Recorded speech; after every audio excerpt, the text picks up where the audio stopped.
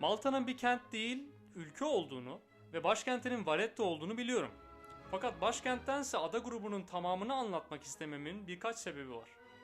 Malta adası o kadar küçük ki bir ucundan diğerine trafiğin yoğun olduğu bir günde bile arabayla 40 dakikada gidebiliyorsunuz. Ve aşağı yukarı 500 bin civarında olan ada nüfusunun %95'i kentlerde yaşıyor. Yani baktığınız zaman ada grubu kocaman bir kent gibi aslında. Başkent Valletta bile onu çevreleyen daha büyük bir kent bölgesinin 6.000 kişilik küçücük bir kısmı. Ayrıca tarihte Malta'nın herhangi bir yerinde bir istiladan tutun bir dinin yayılmasına kadar her gelişme adaların her yerini etkilemiş. Yani anlayacağınız, gidip de sadece Valletta'yı incelemeye kalksam ülkenin genelini anlatıp durmadan olmazdı zaten.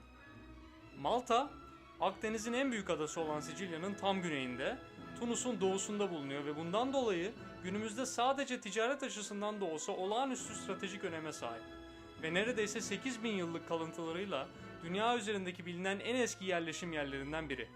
Neolitik döneme ait M.Ö. 5500 ile 2500 yılları arasında Sicilya'dan bu adalara gelen insanlar tarafından inşa edilmiş megalit adı verilen yapılar, özellikle nasıl okundukları konusunda en ufak bir fikrim olmayan Gardalam, Halsaflieni, Gantija, Hagarkim ve Mnajdra gibi bölgelerde bulunuyor. Ülkemizdeki Göbekli Tepe ve Çatalhöyük kalıntılarını andıran bu yapılar nispeten çok daha yeni olsalar da aynı şekilde dini amaçlarla inşa edildiklerine inanılıyor ve buradaki dinin bu dönemdeki benzer medeniyetlerde olduğu gibi bir bereket tanrısı etrafında döndüğü biliniyor. Bununla bağlantılı olarak tarım bu dönemde çok ilerlemiş bu adalarda. Fakat trajik bir şekilde kısıtlı miktardaki bereketli toprak aşırı şekilde işlenip verimini kaybedince, üzerine de hastalıklar yayılınca adaların uzun süre terk edildiği düşünülüyor. Ta ki Bronz Çağı'nın sonuna doğru yine Sicilya'dan gelen fakat öncekilere göre ciddi farklılıklar barındıran bir takım medeniyet buraya yerleşene kadar. Milattan önce 800'lü yıllarda bu kanalda hepimizi şaşırtmaya devam edecek bir ticaret medeniyeti burayı da kontrol altına almış. Aynen, yine Fenikeliler. Tabii ki de Fenikeliler. Adamlar yerinde duramamış ki. Buranın tüm kolonileri birbirine bağlayacak ve Kuzey Afrika-Avrupa arası ticareti kolaylaştıracak bir geçiş noktası olduğunun farkına varan bu insanlar işi fırsata çevirip özellikle Malta adasındaki Medina ve Gozo adasındaki Cittadella kentleri etrafına yerleşmişler. Bunu takiben zaten özünde Fenikeli olan Kartacalılar adayı ele geçirmiş ve Roma ile olan savaşlarında önemli bir üs olarak kullanmış. Fakat 1. Pön Savaşları sırasında neredeyse yerle bir olan Malta'nın sakinleri işin nereye varacağını çözüp 2. Pön Savaşları'nda Roma konsülü Tiberius Sempronius Longus'a yardımcı olmuşlar. Ve Roma, Malta'yı Sicilya'ya dahil ederek, vergiden muaf ilan ederek ve munisipium statüsü vererek ödüllendirmiş. Roma döneminde Kartaca kültürünün etkisi kaybolmamakla birlikte birçok antik Yunanlı buraya yerleşmiş, ticaret ve deniz gücü açısından önemi daha da artmış. Hatta o kadar artmış ki ünlü devlet adamı ve akademisyen Kikero'dan tutun, felsefeci Büyük Plinius ve Yunan tarihçi Diodorus'a kadar birçok figürün dilinden düşmemiş Malta'nın limanları, zengin sakinleri, lüks evleri, eşsiz kalitedeki balları ve Roma'nın her yerine yollanan tekstil ürünleri. Adalar bu dönemden itibaren dini açıdan daha büyük önem kazanmış.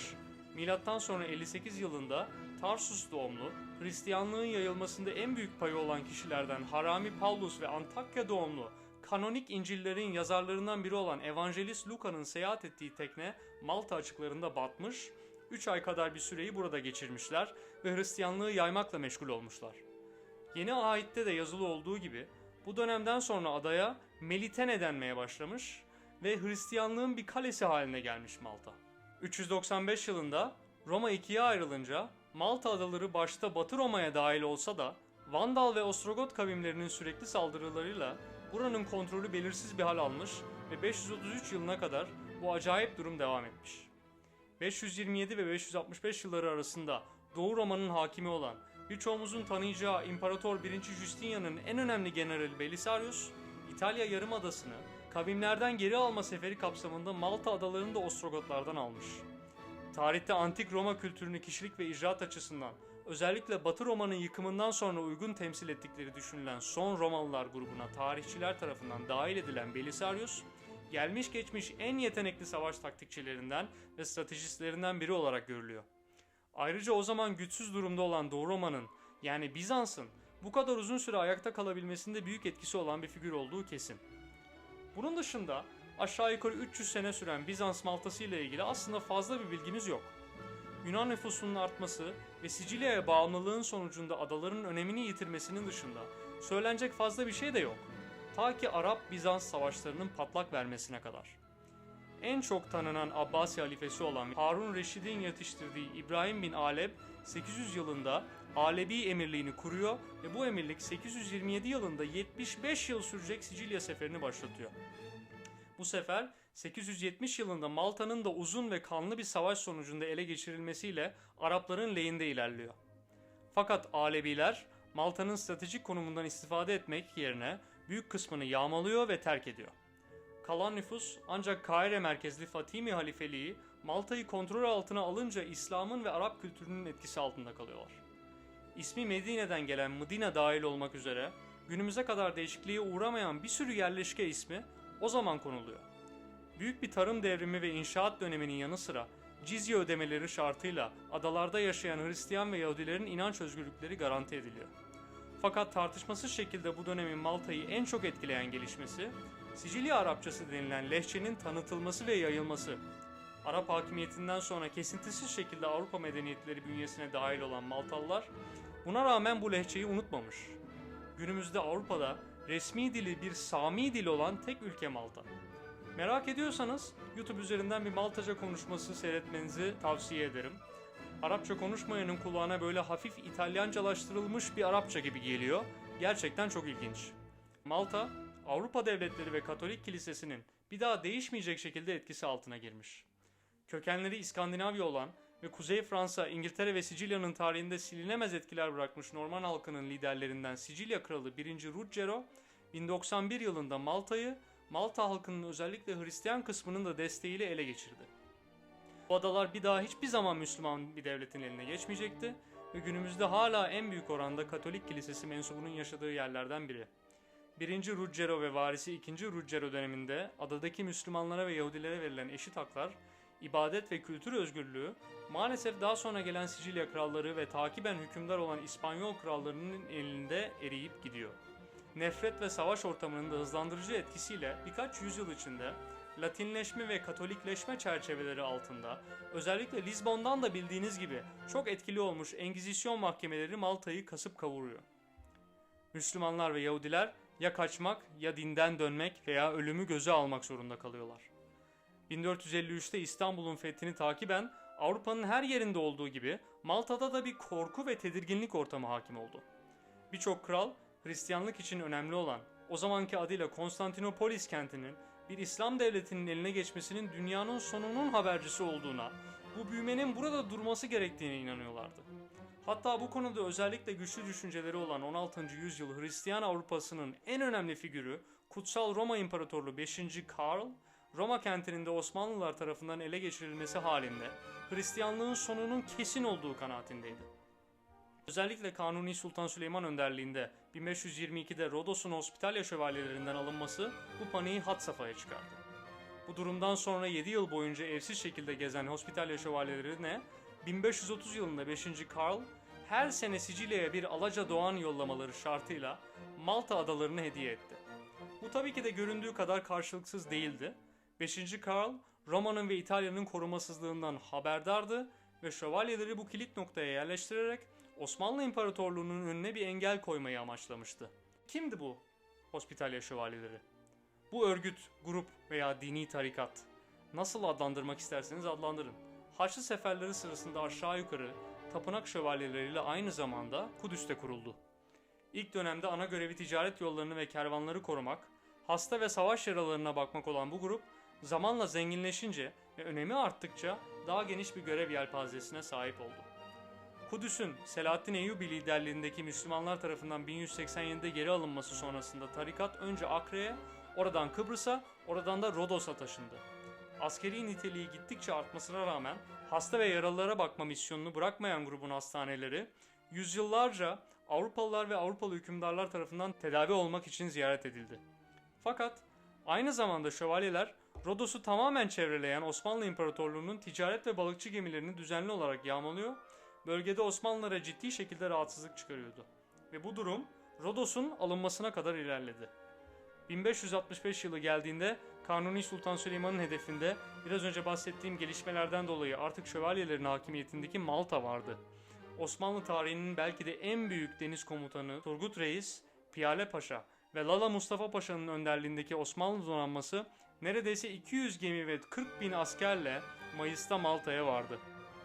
Seferlerinin neredeyse hepsine katılan ve önderlik yapan padişahın artık yaşı çok ilerlemişti ve bildiğiniz gibi bir sonraki sene Muhat Seferi sırasında vefat etti.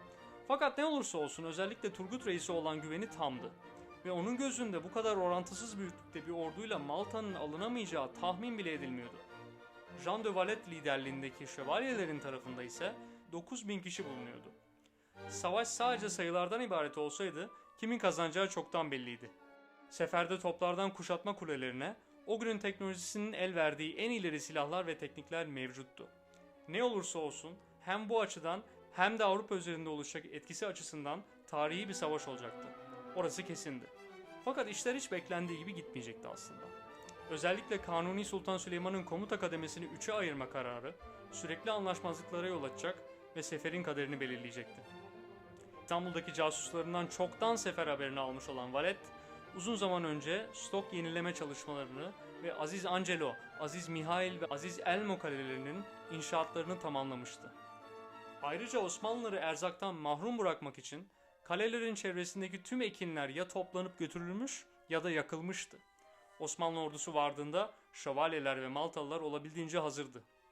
Piyale Paşa ve Lala Mustafa Paşa arasındaki ciddi anlaşmazlıklar ilk günlerden donanmanın nerede demir atacağı konusuyla başladı. Piyale Paşa günümüz Valettası'nın kuzeyinde bulunan Marsamşet limanında demirlemek istiyordu fakat Mustafa Paşa bunun için Aziz Elmo Kalesi'nin alınmak zorunda olduğunu söylüyordu. Batı yakadan demir atılarak Mdina kenti ve diğer iki ana kale alınırsa Aziz Elmo Kalesi'nin alınmasına hiç ihtiyaç bile olmayacağı kanaatindeydi. En sonunda Mustafa Paşa'nın yoğun şikayetine rağmen Elmo Kalesi'ne saldırı kararı alındı ve 23 Haziran'da kale ele geçirildi. Fakat hem bu taktiksel hatadan kaynaklı olarak hem de şövalyelerin lideri Valet'in Osmanlıların ilk kaleye saldıracağını tahmin etmesinden dolayı bilanço çok ağırdı. Top ateşiyle can veren Turgut Reis'in yanı sıra Yeniçerilerin yarısı dahil tam 6.000 Osmanlı askeri kaybedilmişti. Şövalyelerde de çok kayıp olmasına rağmen asıl kazancın ne tarafta olduğu belliydi. İki taraf da diğerini kışkırtmak ve korkutmak için burada bahsetmeyeceğim vahşetler gerçekleştirdi.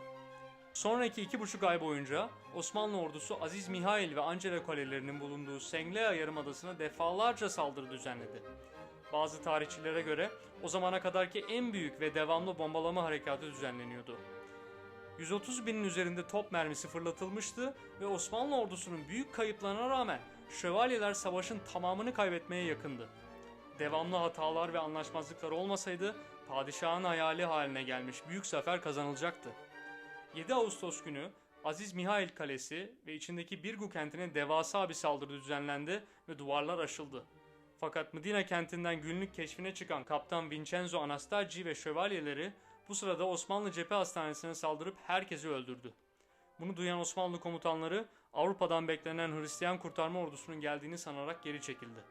Bu ve bunun gibi anlaşmazlıklar, hatalar ve komuta kademesindeki bencillikler Eylül itibariyle Osmanlı donanmasının tamamen çekilmeye başlamasına sebep oldu. Grande Soccorso denilen İspanyol kurtarma donanmasının gelmesiyle birlikte 13 Eylül gününe kadar Osmanlılar tamamıyla çekilmişti. Türklerin ve Osmanlı Devleti'nin Akdeniz hakimiyeti hayali açısından tam bir hezimetti. Birkaç yıl sonra İnebahtı Deniz Savaşı ile Osmanlı donanmasının kaderi belli oldu ve devletin yavaş ve uzun çöküşünün ilk adımları atılmış oldu. Avrupalılar ve Maltalılar arasında ise bir şölen havası vardı. Osmanlı İmparatorluğu'nun yenilmez olduğu düşüncesi yok olmuştu ve Hospitalya şövalyelerinin adını Jean de Valette'den alan Valletta şehrini kurmasıyla birlikte adaların bugünkü görünümünü oluşturan büyük inşaat ve geliştirme hareketi başladı. 1565 Malta kuşatması hala tarihin en büyük, kapsamlı ve belirleyici savaşlarından biri olarak biliniyor. Böyle bilgiler size de ilginç geliyorsa lütfen videoyu beğenmeyi, kanalıma abone olmayı ve yandaki zil işaretine tıklayarak yeni video çıktığında cihazınızın size bildirim göndermesini sağlamayı unutmayın. Beni dinlediğiniz için çok teşekkür ederim. Gelecek hafta Malta'yı incelemeye devam edeceğimiz ikinci bölümümüzle Kentoloji'de buluşmak üzere.